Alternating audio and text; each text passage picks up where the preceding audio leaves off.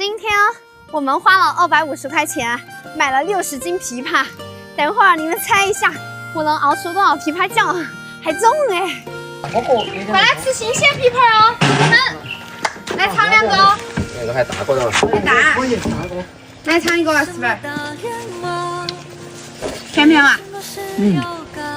还甜。晚上给你熬枇杷酱。来来。好。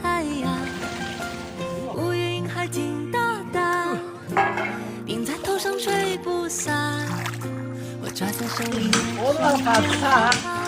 什么烦恼不能忘？既然是路一定要爸，给我这点枇杷叶哦。哦，马上。揉揉疲惫的眼睛，停下来看一看美好。来给我。你看小狗在叫，树叶会笑，风声在呢喃，不如好好欣赏一秒。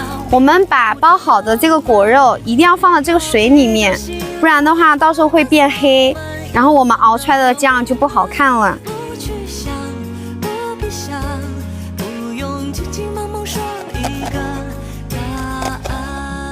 我们刚才剥了2个多小时，终于给它剥好了。这阵就准备起锅熬它了耶！来，把那个枇杷叶倒下来熬40分钟。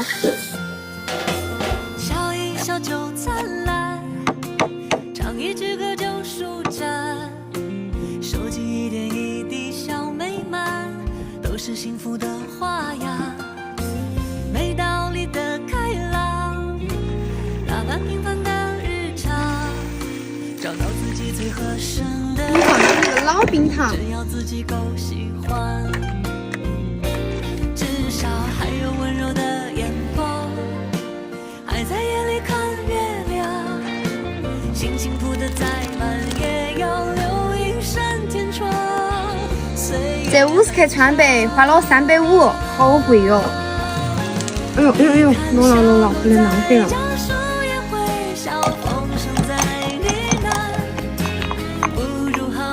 把那个川贝粉加进去，我们再熬一会儿就可以了。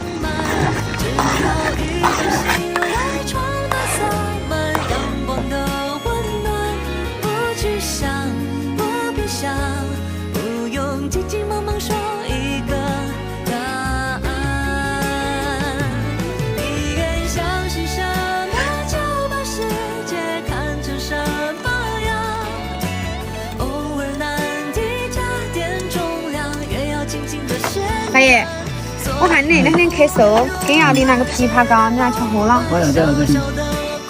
哇，我那个马上那个小。那你少抽点烟，你不抽？抽烟的我多抽点了。抽烟还要多抽点啊？喊你少抽点烟。